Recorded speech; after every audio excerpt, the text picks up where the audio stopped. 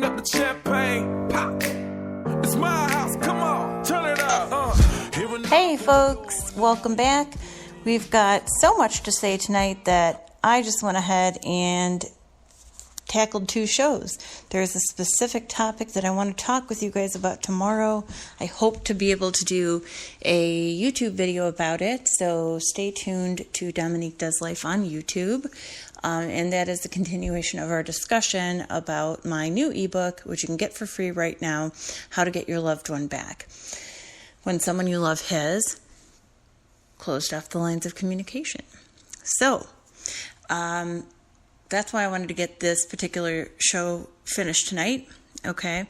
So what I want to talk to you about tonight, we just talked about flying monkeys. We talked about how to figure out if you might be being targeted as a flying monkey. Now we're going to talk about another really important aspect of the cluster B personality disorder spectrum and the sort of really specific clues to be able to tell whether somebody might be cluster B. And that is the sociopathic stare, or the shark eyes, or the narcissistic stare, the psychopathic gaze. It has many different names. Essentially, it is the sociopathic stare. It's the psychopathic stare, where somebody looks as if they are looking through you and not at you. Now, the interesting thing about human beings and the human brain, one interesting thing I should say, not that it's the exclusive one and only interesting thing, is that we have a wonderful brain that it has so many connections, and it forms so many connections and neural pathways that it is really a wonderful computer, because it is able to connect related or similar items like that just immediately. And, it's basically the world's most interesting supercomputer. And that also, unfortunately, is part of the reason why we fall for narcissists and sociopaths, because we have these brains that make these wonderful connections and that make these wonderful neural pathways that connect what we want to see in the person looking at us and that person's character. Now, that person may not be looking at us in a loving way, but we might see that because that's what we want to see. When we look at an empty space, when we look at a blank piece of paper, we often, metaphorically speaking, see what we want to see there. Because it's blank, we can project anything onto it. And that is the effect that the sociopathic gaze has on us, on those of us who do possess compassion and empathy and kindness. When we experience that sociopathic stare, that psychopathic gaze, we project what we want to project onto it. What we're really seeing is nothing. We see nothing reflected in the person's eyes. We see nothing on their face. We see really no genuine depth of emotion, no depth of character. And so, as I mentioned, it's like a blank slate, a blank piece of paper. We're free to project onto that whatever we want to project. If we're looking at somebody who, age-wise, looks-wise, etc., fits the level of interest that we have in a romantic partner and fits the parameters that we're sort of looking for, then immediately we're going to see that gaze or that stare as a romantic or sexual invitation or a romantic or sexual connection. Now, is it really that? Is it really that this person is genuinely attracted to us and just wants to connect with us and is staring at us intensely for that reason? Well, of course, sociopaths and narcissists use sex as a tool, But sex is not a goal in and of itself. It's a tool, like I said. It's a means to an end. And if we want to see that this person is sexually attracted to us, that's what we'll see when they look at us with that empty stare. If we want to see, love from a parent or a child, that's what we'll see. If that's what we expect, if that's what we want, then that is what we will see. So it's really important to keep in mind that the human brain is sort of working against us when we're dealing with a sociopath, when we're dealing with a narcissist. That human brain, that wonderful, interesting, powerful supercomputer that we possess, is working against us. So when we look at somebody and we see that empty gaze, it's really important to realize not only what we are seeing, which is nothing, but what we're not seeing, which is anything at all, including genuine emotion of any kind, including a genuine personality of any kind, including genuine interest of any kind. So it's just incredibly important for us to realize what we're looking at, to realize what we're seeing, and to understand that anything we do see in that empty stare is a projection and nothing more. I'm not saying that because I think that you, listener, are unlovable or not interesting enough to melt a sociopath or a narcissist's heart. No, not at all. I'm simply saying that this person doesn't have a heart to melt. It's not you.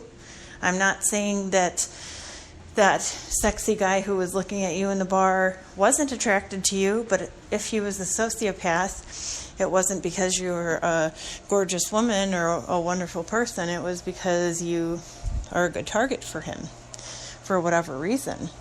So it's important to look at it that way. To look at things that way might seem cynical to some, but it is absolutely essential for your own well-being so that you're not targeted by folks like these.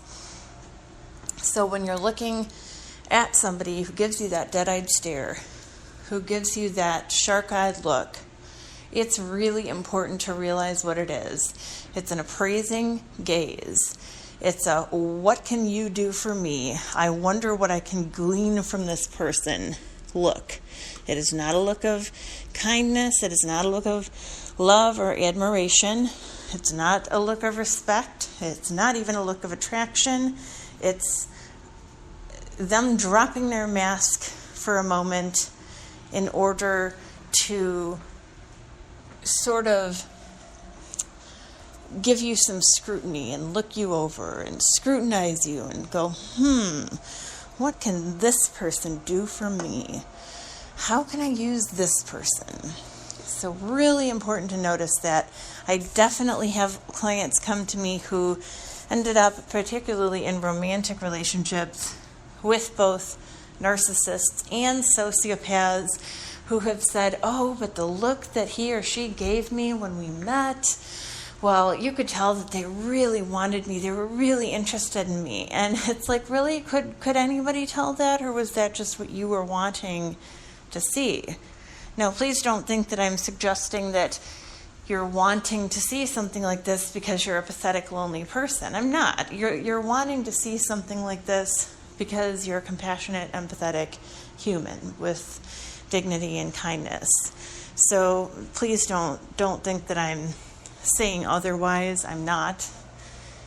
But I want you to be very careful the next time you see somebody look at you like this, because it really is an appraising, scrutinizing gaze, and it's indicative of who they are, which is nobody. As my friend puts it, they take off one mask after hanging out with one person or being around one person. They see someone else, they put on a different mask. So they keep pulling these masks off, and there's another one underneath. And they can never quite put the same mask back on because it doesn't fit right. because all that's underneath the masks that come off is more masks. There's nothing under there. There's no face under there. So please stop looking for the true face. There isn't one. There isn't one. It is mask after mask after mask. Sometimes the masks change slightly.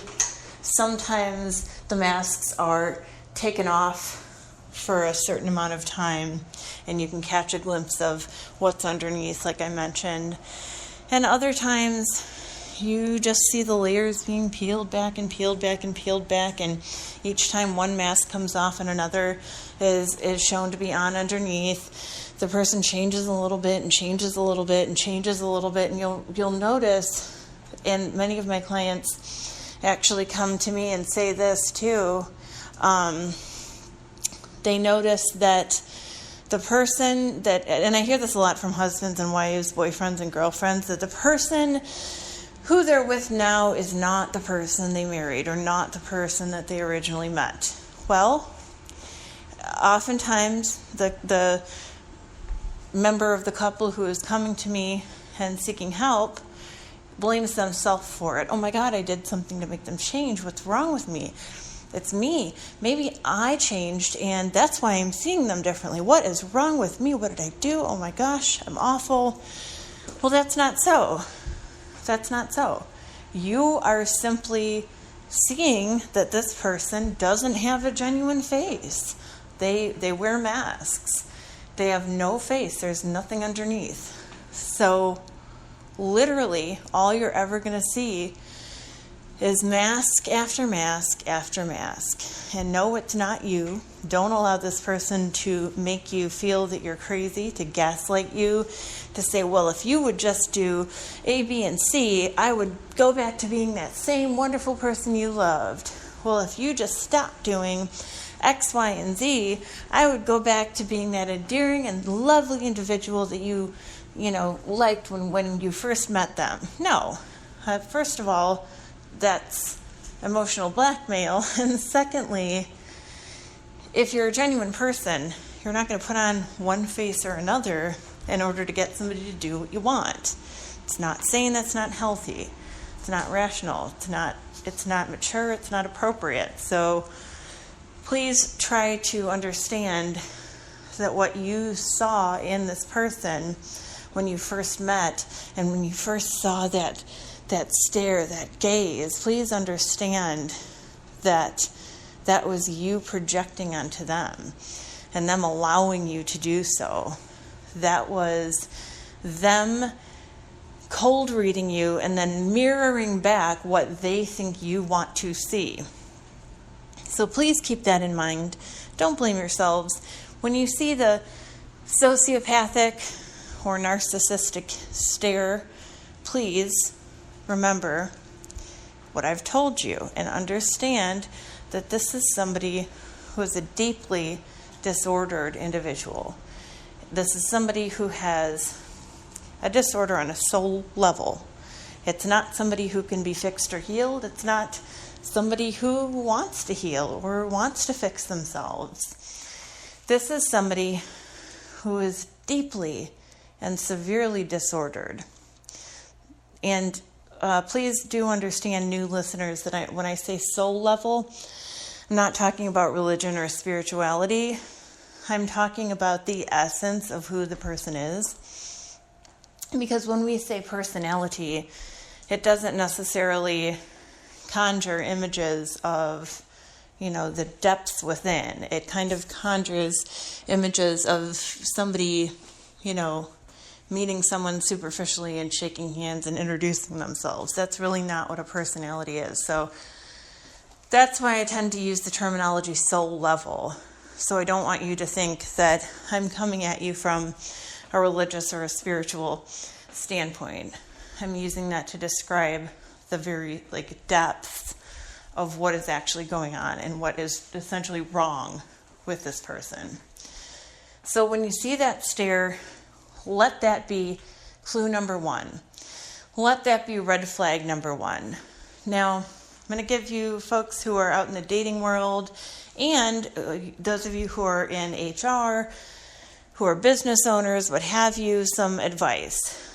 If you come across a profile photo of somebody that you're looking to hire, or somebody that you're looking to date, and you see this stare, look, it's not hard to miss. And it's very, very difficult to sort of misdiagnose. If you think you saw it, you pretty much saw it. If you're looking through and there's, a couple of pictures on this person's profile, and they all show that dead-eyed gaze, even when the person is smiling, you will see that dead-eyed gaze. Even when the person is looking a certain way, they've got an expression on their face. The eyes are dead. Sometimes they will drop the expression on their face and just glare at you with the dead eyes and give you the full-blown sociopathic narcissistic stare. And other times, like I said, they'll at least attempt to look like they're trying to express an emotion or connect with you in some way, but you can still see it. So don't doubt yourself. If you see this, especially in more than one picture, please think twice before dating this person, before hiring this person, really before sharing any personal information or interacting with this person, because that is a really telling clue. And you're not wrong. If you think you see it, again, you see it. There are really no two ways about it. I would like to do a video on YouTube one day where I sort of show a couple of pictures side by side and have you guys pick which one you think is the sociopath, and if one of them is the sociopath or not. So I think that might be a fun exercise and a good way to sort of help those of you who are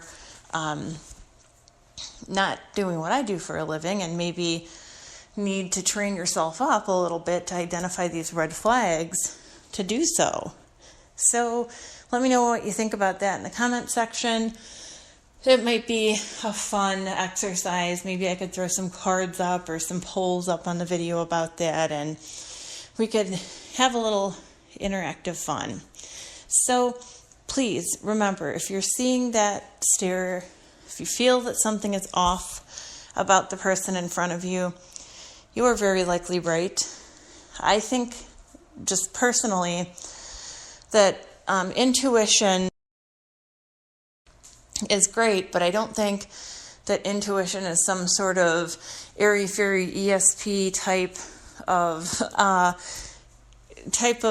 thing. I think it's really something that's a little bit more nuanced and a little deeper than that. I think intuition is almost, like I said, our brains are basically supercomputers, very interesting supercomputers, and I think that intuition happens to be a way of just accessing logic and other information at your disposal on like a quick, half-second basis, and just boom, something comes to you and you feel it.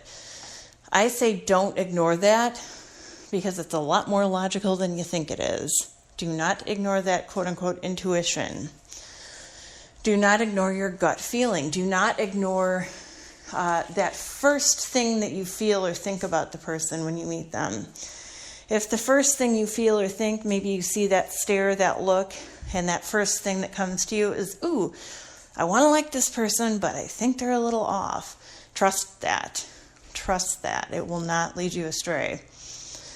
Trust that and proceed cautiously, or better yet, don't proceed at all. Now, I'm certainly not saying that you need to go around judging everybody by their looks and not talking to anybody that you perceive as even slightly negative, because, as we've talked about before, there is, in fact, a whole culty set of beliefs built up around acting like that.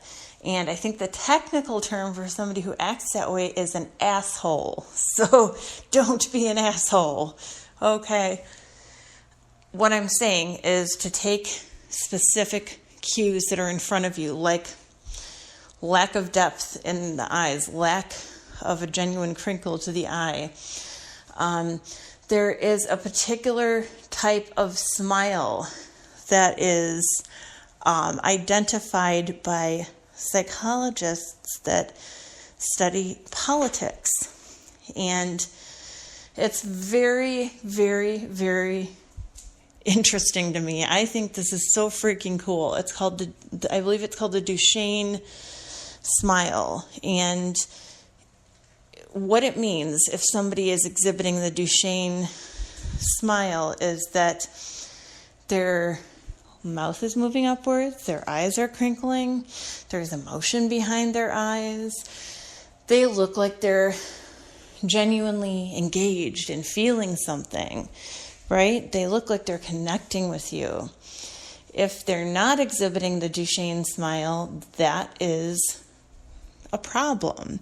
Could indicate that the person has a disorder, a personality disorder, a soul level disorder. And it could certainly indicate that the person is giving you just a modified sociopathic glare or sociopathic stare. So if you don't see that Duchenne smile, think twice about it. Look at the person's eyes. See if there's any expressiveness there, any real expression. And if there's not, that isn't normal. Those of us, who are genuinely compassionate, caring, empathetic individuals smile in ways that are also genuine. So don't feel that you're judging someone too harshly. You're not going to see a look like this very often.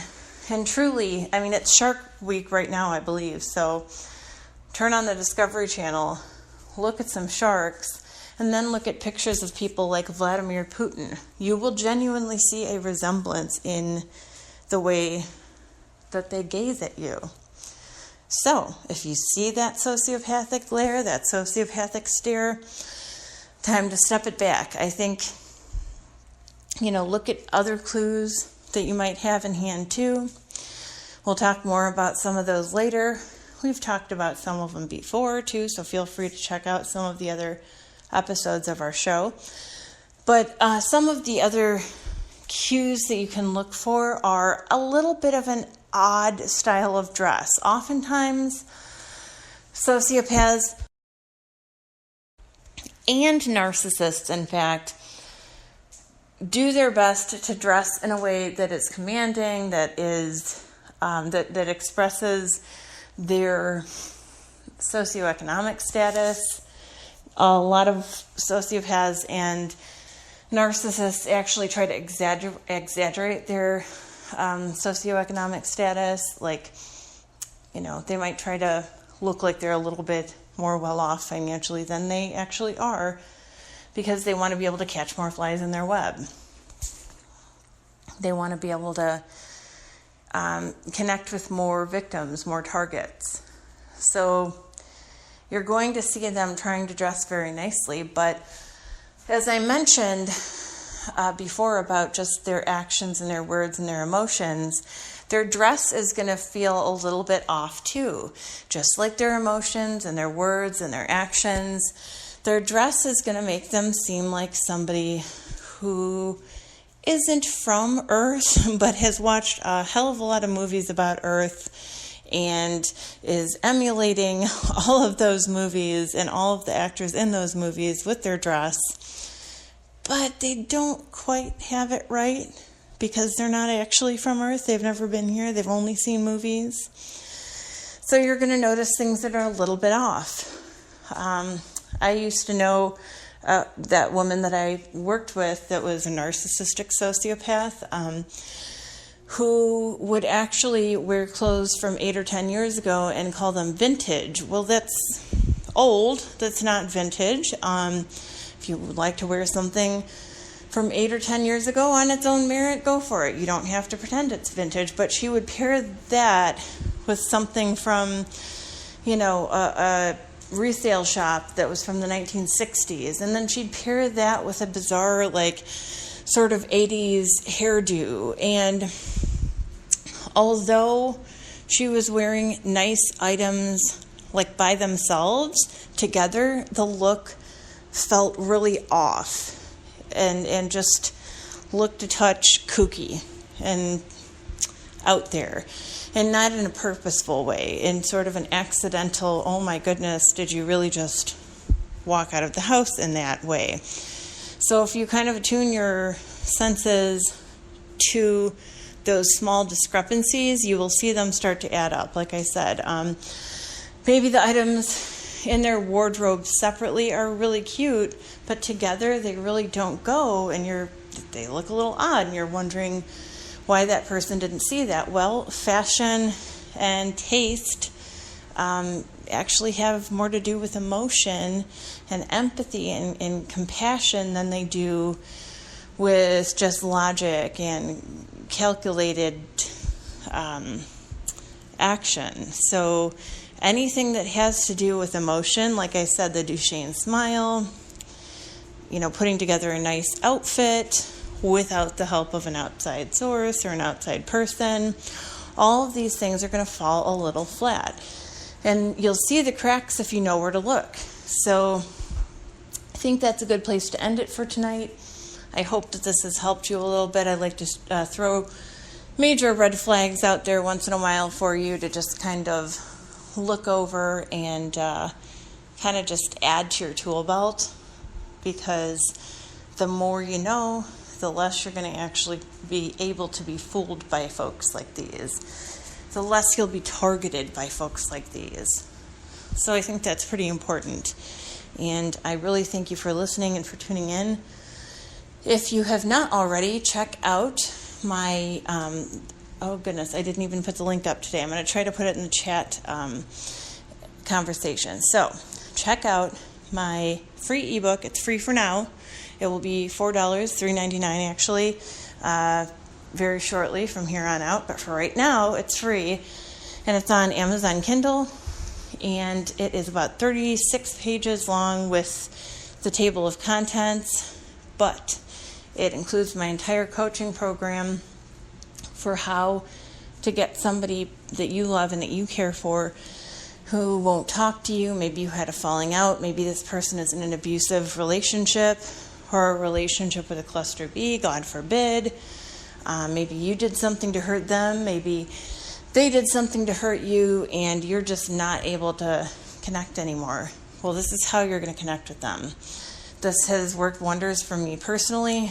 I've been following my own program now for over a year, and oh my gosh, has it worked better than I would have possibly imagined that it ever could. I was able to reconnect with somebody I really care about, who is in a relationship with a covert narcissist, who has quite a lot of control over what this person does in their life and who gets to be in their life. And this person is unfortunately, very stuck in a place of Stockholm Syndrome. And no, for those of you who are wondering, they're not able to listen to my show. They, it's a miracle that they can talk to me. And frankly, I have been able to maintain a relationship with them that I've been able to build on a little bit. It's been much more steady than it ever has in the past, and was just a couple of kind of targeted messages, I was able to immediately connect with this person. And this person actually asked me to get together with them. This has never happened before when I have tried to repair things. My efforts have fallen flat. And I've recommended this program after my success with it to several of my other clients, several of my other friends, and it's worked wonders. So check it out. You do have to commit to following the entire program if you're going to use it and you want it to work. Believe me, it's laid out strategically. It is not just one step here, one step there, willy-nilly thrown together. It's strategic, it's specific, and if you use it out of order or don't use it correctly, you might not be able to sustain the results that myself and some of my clients and friends have. So check it out. Literally 36 pages long, maybe 15 minutes of your time. Read through it. Go back. look at it when you need inspiration, writing the messages that you're going to be writing. And if you feel that you would like some extra support, you're welcome to hire me on a monthly retainer basis as a coach. You can do 1 month. You can hire me for a la carte appointments, although, of course, that's hit or miss depending on my schedule. If you'd like to hire me for either of those options, I would be happy to be here to support you.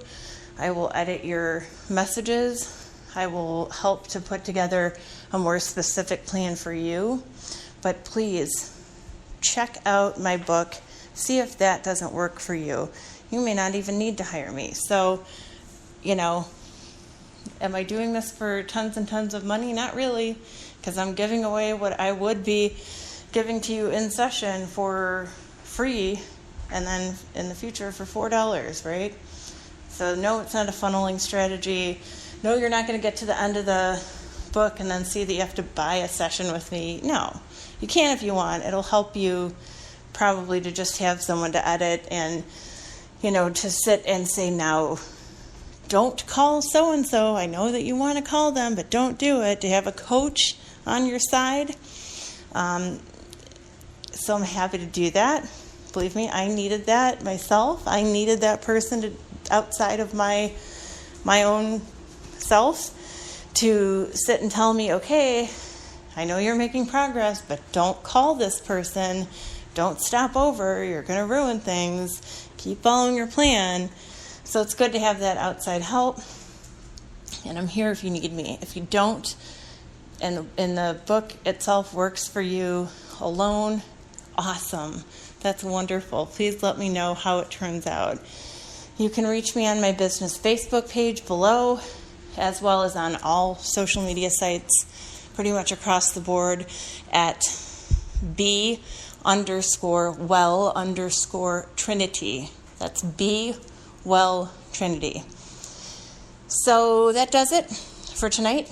And thank you so much for sitting through a plug of my book. I really do think it's going to help you. I'm excited to see what your results may be. I think we all have that one person in our lives that we would love to reconnect with. Maybe we epically messed something up. Maybe they epically messed something up. But we want to reconnect with them. And heck, they probably want to reconnect with us. And just neither of us have been able to implement that, make that happen. So check it out. You got nothing to lose. It's free. Just let me know what you think of it. And if I can help you, my job is done. Thanks for listening in, you guys. I'll be back with you shortly. Hopefully I'll be doing a video on YouTube about this particular subject of my program and what's entailed in the morning. And join in then. I'll be doing a Q&A session soon too. Forgive the brain fog here, soon too. So please feel free to submit any questions that you have. You can submit them. You can submit them on my business page. You can submit them on my YouTube page. You can submit them at at Welcome to My World with Dom on Facebook. You can submit them at Dominique Does Life on YouTube. You can pretty much submit them anywhere you'd like, and I'll answer them live in one of the Q&A videos that I do. You can also just tune in for the live Q&A and ask me right then and there. So I'll keep you guys up to date on when I'm going to be doing the Q&As and, what we'll be discussing. So keep tuning in, and I hope that I will be able to continue helping you on your path. And just know that you're not alone. If you feel like a complete crazy person because you have met somebody or have someone in your life who just is, gaslighting you, is driving you crazy, is making you question yourself, is acting erratically, please don't judge yourself. Don't blame yourself. Don't feel that it's you. Just sit back, take a measured approach, and logically look at it. Look at the red flag behaviors. Look at some of the other behaviors we've talked about, and see if this person isn't potentially a cluster B. That is a sociopath narcissist histrionic or borderline personality disordered individual. Because really 9 times out of 10, it's not you. You're not wrong about what you're noticing. You're not a bad person for noticing the idiosyncratic behavior that this person exhibits. You are a logical, intuitive person whose gut is telling them that there is something wrong, and there is. So again, thanks for listening. You folks have a wonderful day and a wonderful evening, and be well.